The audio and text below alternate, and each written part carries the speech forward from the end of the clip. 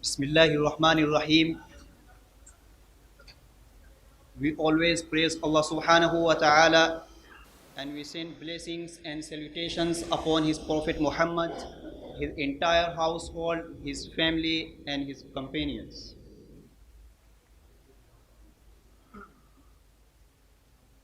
Prominent guests, highly respected judges, distinguished Islamic scholars, and dear audience. This is my privilege and honor to stand here and speak on the burning topic of present time, environmental pollution. Allah subhanahu wa ta'ala says in the Holy Quran, أعوذ بالله من الشيطان الرجيم الذي جعل لكم الأرض مهدا وسلك لكم فيها سبلا وأنزل من السماء ماء فأخرجنا به أزواجا من نبات شتى.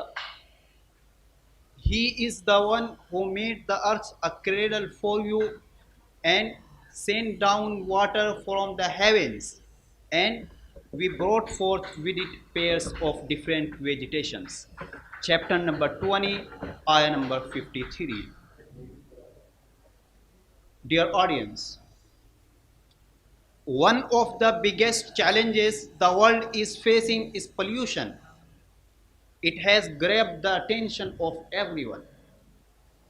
Today, the air we breathe is not fresh, the water we drink is not clean, the food we eat is not pure, and the land we live is not clean. This is perilous. That is why this issue needs to be addressed seriously. It is not the matter of any particular community.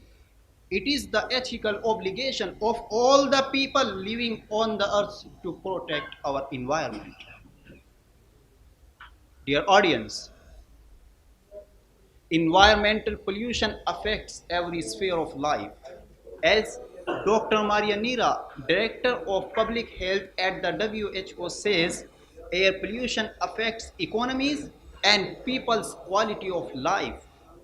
It leads to major chronic diseases and to people ultimately dying.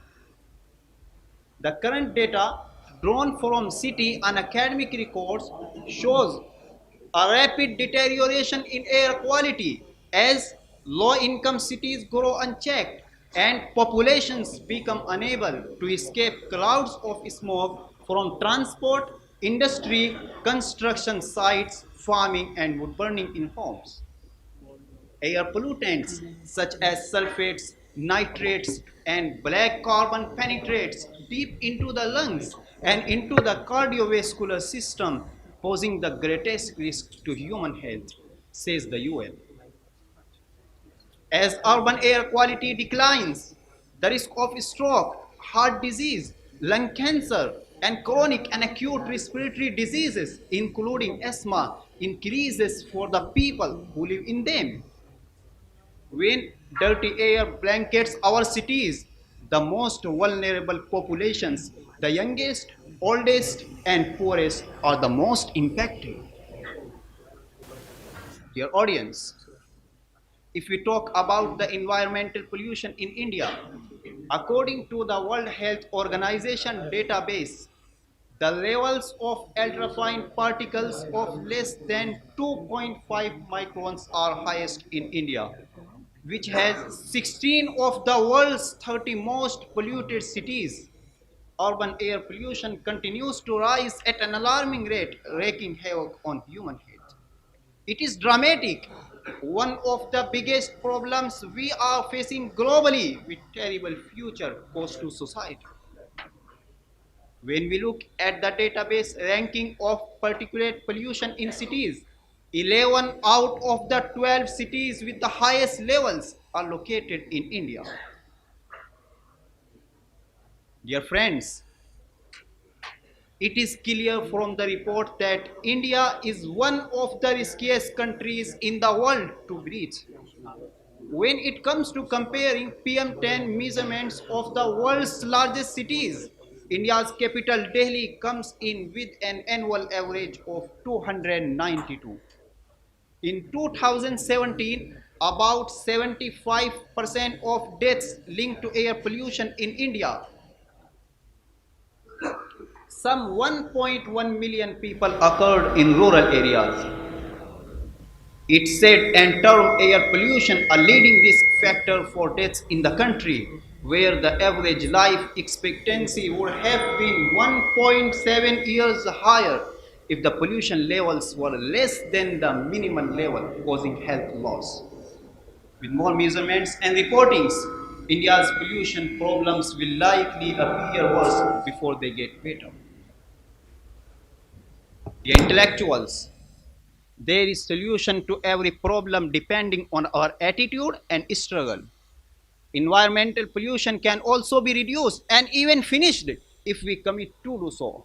If we are really serious about the issues, we have to pledge and devote ourselves to protect our environment. Solution is in our hand because we are responsible for making our environment polluted. Along with government is more responsible than us. Dear friends, here are some practical solutions to environmental pollution. First, it is our collective duty to avoid using all the things which cause pollution. Like we have to stop deforestation, we have to ban polythene forever, we have to stop ourselves polluting water sources, we have to develop an attitude of environment protector.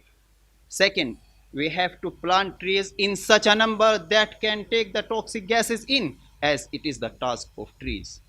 Dear brothers, these are some solutions which can be put into practice to protect our environment. But the most important of all is our attitude towards environment. Here I conclude my speech. وآخر دعوانا أن الحمد لله رب العالمين. Thank you so much.